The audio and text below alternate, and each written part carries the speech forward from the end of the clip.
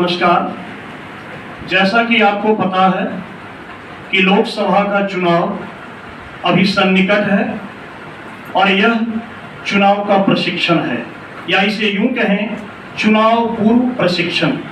और आज के इस प्रशिक्षण में हम लोग ईवीएम का परिचय जानेंगे और कैसे ईवीएम को एक दूसरे से अथवा आपस में जोड़ते हैं, इस प्रक्रिया के बारे में आइए आज अच्छी तरह से समझने का प्रयत्न करते हैं। तो देखिए मेरी दाईं ओर ये जो मशीन रखा हुआ है इसे कहते हैं बैलेट यूनिट।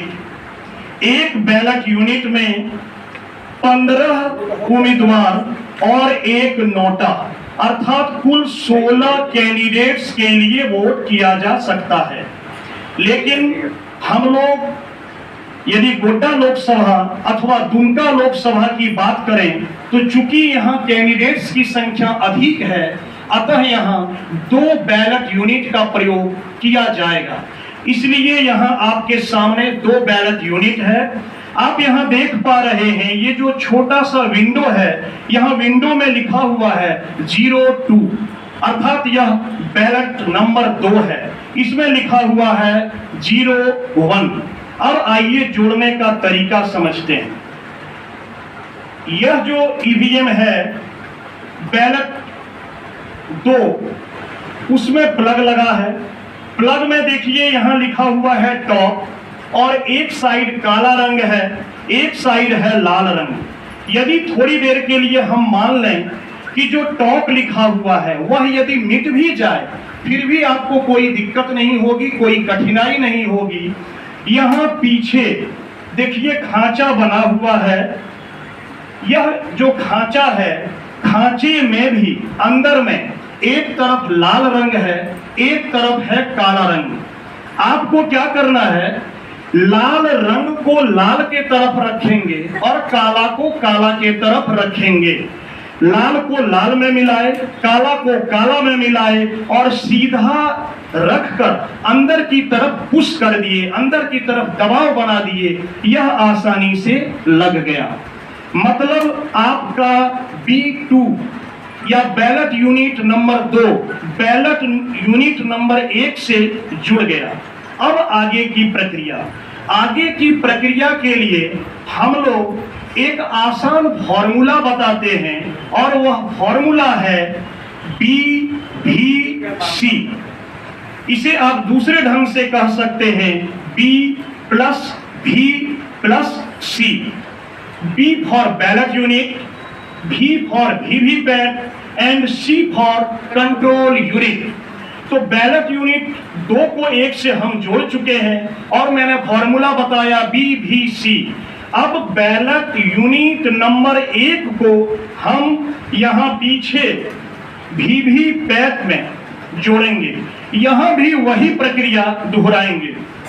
एक तरफ प्लग में लाल रंग है, एक तरफ काला रंग, और वीवीपैट के पीछे खांचा बना हुआ है। खांचे में भी एक तरफ लाल रंग, एक तरफ काला रंग। लाल में लाल को मिलाएंगे, काला में काला को मिलाएंगे और अंदर की तरफ दबाव बनाएंगे। ये लग गया, जैसा आपने देखा कि मेरे सहयोगी ने अभी आपको लगाकर दिखाया। अब आपका दोनों बैलेट यूनिट वीवीपैट से जुड़ गया। अब आगे की प्रक्रिया, अब वीवीपैट के केबल, यहाँ भी वही केबल है, यहाँ भी वैसे ही एक तरफ लाल रंग है, एक तरफ काला रंग।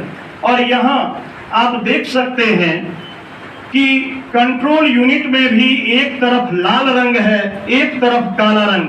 तो इस खांचे में आपको काला को काला के तरफ मिलाएंगे, लाल को लाल के तरफ मिलाएंगे और अंदर की तरफ दबाव बना देंगे।